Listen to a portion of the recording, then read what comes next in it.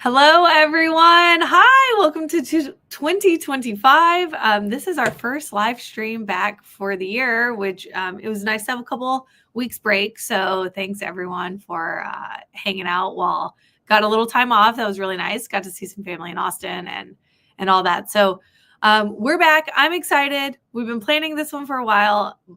If you don't know me, my name is Jessie Lang, and I teach people to buy and manage long-term rentals. The goal is to buy 1 to 3 rentals per month on autopilot. And so that is what I've done the last 4 years. That's what I help students do as well. Today, we're talking about how to calculate your net worth. We're talking all about net worth and really why this matters related to real estate, related to kind of long-term planning. So I do have like some slides that we'll go through. And then I also have a worksheet that you guys can grab a copy of. So if you want a copy of the worksheet that we are going to go through together, then please, Lizzie's going to drop the link in the comments, so you can just grab it there. You will need to request access, so just request access. We'll get you a copy. And then, yeah, so let's hop into it. As y'all hop on, let me know kind of where you're coming from. I'd love to start the new year with some new faces and kind of learn a little bit about where everyone is. So let me know as you hop on. And apologies, I'm a little under the weather. So let's start sharing. Today, we are here to understand our net worth. This is a guide for real estate investors. If you are here in this group, you are very likely a current real estate investor or are aspiring to be one. And real estate, we will see, is a fantastic way to very quickly grow your net worth. So why does this matter? And y'all, it's not just to brag to your friends like, hey, I have a high net worth, I'm worth this much. That is one thing you can do, but it is not the reason that you care about your net worth. So you care about your net worth because it's going to help you with financial planning, like helps you plan for short-term, long-term financial goals. We'll talk about some of those.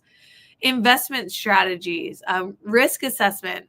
If you are a high net worth individual, you may be able to take on a little more risky projects than someone who is one project away from a negative net worth or something like that. So it's going to help you kind of plan your risk and then also track your progress over time and see, because a lot of, in real estate specifically, a lot of the work that you do day to day, yes, you're receiving rental income and all that, but you may not see the fruits of your labor because we'll talk about it's not necessarily like spending money, right? Your net worth isn't spending money. So by doing this exercise every so often, however often you choose, then you're going to be able to track your progress and really kind of see the fruits of your labor.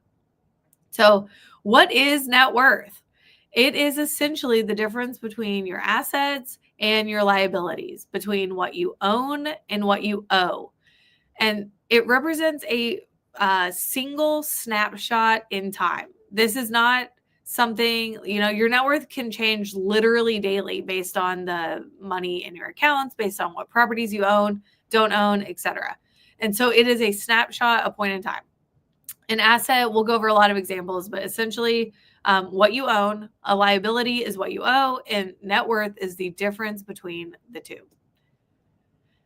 Like I said, your net worth is not the same as cash. If you think, oh, I have, a $1 million net worth, cool, great. Congratulations. That is fantastic.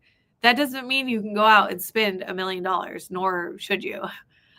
So your spending cash is going to be what's more liquid. You're going to have immediate spending power. And then your net worth is, a lot of it is going to be tied up in assets that you own. So you may not be able to go and spend your net worth, but it's still really, really important. So some examples, like I said, we'll go over a lot more. There are, real estate related, of course, equity growth, your rental income, like what's in your bank account, property appreciation over time. You very likely have some stock accounts. You're going to have some appreciation in those accounts, maybe some diversification. And then other investments from bonds, mutual funds, even down to like the cars that you own and all that. Some liabilities related to real estate, mortgages, of course, is what you owe. If you have a HELOC with a balance due, if you have any business loans in your business, any consumer debt, such as credit cards, rented furniture, or anything like that. And then other financial obligations. If you have student loans, if you have medical bills, like this is affecting your net worth. It's affecting your ability to buy real estate and ability to have real estate help you retire. So before you really can decide what's most important is you really need to determine your goals first. And we kind of start at the bottom. You want your short-term debt reduction, cash flow improvement to come first. And just like you're building a foundation, right? So if you have your short-term taken care of, you can start thinking about long-term, such as property acquisitions, investment growth, and then you are moving into like the thinking about retirement phase. I talk to so many students who are like, hey, you know, I've done well for myself, but I don't want to work forever. I'm starting to think about retirement. So that's kind of in the long-term and retirement categories once you have your short-term figured out. And so how are you actually going to track your net worth? And like I said, we'll go over an example. So you can regularly calculate and update your net worth. I do it on an annual basis because we have a large amount of properties, and the exercise involves figuring out how much your properties are worth, how much you owe on them, and that can be manual. So I do it once a year in January, which is why we're doing this now. Other people can do it quarterly, semi-annually, however frequent it is important to you. You want to track the changes over time. Like I said, this is a snapshot in time. So every time you do this exercise, you can see how your net worth has either hopefully grown, but maybe not grown. And then you can identify trends and adjust your financial plans based on kind of these results. So let's actually look into this worksheet. Y'all can see this. Let me zoom in. So if you want a copy of this, seriously, just grab it from the comments here. It's on YouTube as well. Wherever you're watching, if you're watching the replay, you can get this just the same. So you're going to have view access. Obviously, you need to make your own copy in order to work on your net worth. Otherwise, you're updating the version everyone has. There's a little video on how to use it, but we'll go over it together. And then I give you a lot of examples on what are some assets you should be thinking of, what are liabilities that you should be thinking of. And so, you know, without naming every single one, your primary residence, rental properties, if you have vacation homes, stock bonds. I mentioned vehicles earlier. It gets down a little like specific jewelry, gold, patents, furniture. Like, you know, you're not going to calculate the value of your IKEA furniture. This is like if you own something that's like maybe a little more valuable. And then on the liability side, you have the mortgage on your primary, mortgage on a rental. If you have a HELOC, any business loans, personal loans, consumer debt, and a little more specific, if you have like large utility bills, if you have alimony, child support obligations, those are all things that you should take into account on your net worth. So how exactly are you going to do this? This is the little exercise, but I'm going to leave this one alone so you can do it yourself. And then I'm going to do this example and we'll just do it together. So time frame 1, this is January 2025. Okay. Let's say my bank account 1, and I'm just making this up, has $10,000. My savings account has $20,000. My IRA has $50,000. My crypto, if you're in crypto, definitely look into this. Say I have $5,000 there. Maybe you bought a Bitcoin a couple of years ago. That'd be pretty cool. And then your equity. So this is one that you're actually going to need to fill in from your schedule of real estate over here. So we're going to list out our properties. So we'll say prop 1, property 2, and we'll just do 2, but you could make this as long as you need to look at your whole portfolio. Say that property 1 is worth $200,000, but you owe $100,000. We're doing very simple math here. Oop, I missed a 0. And then say that property 2 is worth $150,000 and you owe $75,000. Because you did the BRRRR method because you're smart and you have a lot of equity from day one. That is the goal here. So if you can see, we have $175,000 in equity. And equity, just like net worth, is just literally the difference between what it's worth and what you owe. So these numbers are different. So you owe 150, then you have 200 in equity. So I'm actually going to come over here and type in 200. So you see that my assets are worth $285,000. And then I'm going to do the same thing for my liabilities. I'm going to look at that list, figure out what I have. Maybe I also have some student loans. And if you have more than one student loan, of course, like list them all out, write the balances, right? So let's say this is the same January. And then let's say that your credit card, you have a $2,000 balance. Your HELOC, maybe you used your HELOC to buy an investment property. Maybe you owe 50. Let's say that's the 50 you owe from your debt on property 2. You have a HELOC down on there. And then say maybe you owe another 60,000 in student loans. So y'all, it's this simple. Your net worth is minus B26. So we have your assets minus your liabilities. My net worth is $173,000 as of today. Woohoo! And of course, this is just an example. So this will be here when you guys get your copy of this document. And then we will wait whatever time frame is important to you. So maybe you wait until January 2026 to run this again. Maybe you wait just a quarter, you do this quarterly, and you're going to fill in, the same thing, you may have some new, the balance on some of these may go to zero, and then you may have some new accounts because your financial situation has shifted. But now let's say in your bank account, you have $30,000.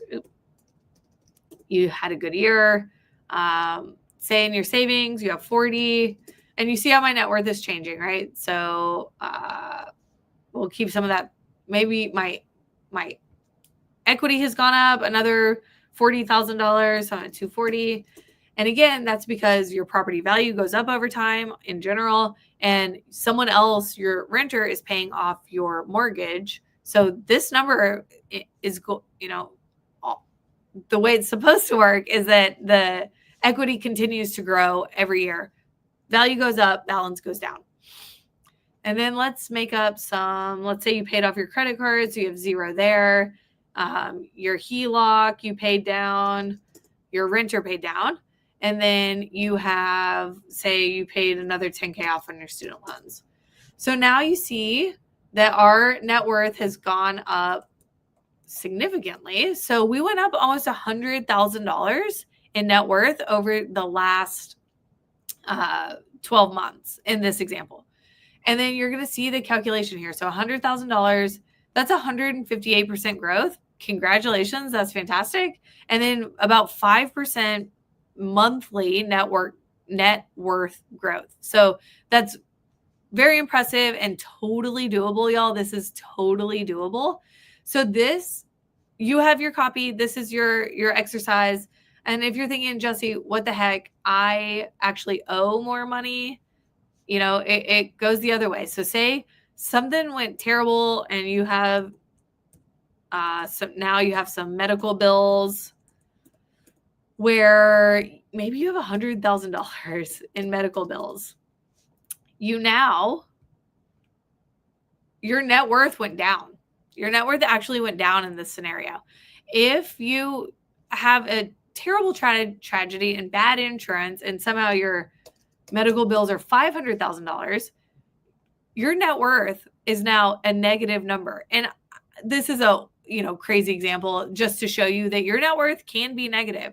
If you owe more money than you have assets, then your net worth is negative. And don't get discouraged. Like, you can definitely build your way out of this. Totally possible. But I'm going to take that one off. I'm going to leave this with you guys. And then I do lastly kind of want to talk about, here, let me share this. Okay. So this is how we track it. And then I do want to talk about some strategies to improve your net worth. So obvious is reduce your liabilities and increase your assets. So if it's that simple of a calculation, if you have, more assets and less liabilities, your net worth will be a bigger number. So you can accelerate debt payments. Focus on the high interest debts with credit cards. Their debt snowball, that's a Dave Ramsey approach. And there is some good to be said. I think overall, some flaws in his strategy and like thinking about liability. But if you have consumer debt, that is something that I would definitely try and get paid off as soon as possible.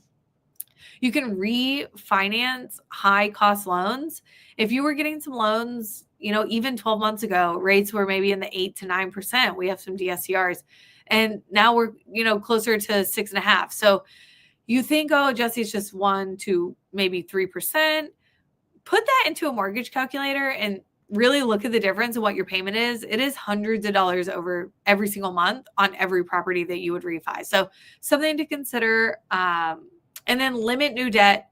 Of course, if you're in a negative net worth position or you're working on growing your net worth, I would focus as much as you can on no new debt unless it's supported by real estate that is or an asset as well. So that's your liabilities. To increase your asset, acquire income producing real estate. Hello, definitely do that. That is going to be a fantastic way to very quickly grow your net worth. Invest in different securities, bonds, stocks. We have talked in the past about, whole life policies, all that sort of stuff you can list on there. And then maybe upgrade some existing properties if you have something that, maybe needs a roof and will add value to the property. That is an option as well. So just wanted to leave you with some strategies. And then the thing you need to take away from this is y'all go buy real estate. Go out and buy real estate because it is seriously the fastest, easiest way to grow your net worth quickly. I support people who want to focus on long-term. They want to focus on retirement. Maybe you have your short-term financial planning is set and you're looking at kind of the long-term and retirement goals. This is absolutely something I help people with by buying rentals using the BRRRR method. So we have a Rentals Made Easy Mastermind. Would love to have you on board. All you got to do is send me a DM or send Lizzie a DM and we will get you some more information. I have a little mini course that teaches you all about the method and all that. So your net worth is seriously so important. It is the thing that is going to let you retire and let you retire early and not feel so stressed, not being relying on Social Security, not living paycheck to paycheck with your fixed income. Your net worth is going to be the thing that gives you that financial freedom. So go out there, buy real estate, whether it's with me or not. Would love to work with you. And if you want a copy of this presentation or the worksheet that we went over, the link is here in the comments and on YouTube. So I will see you guys next week.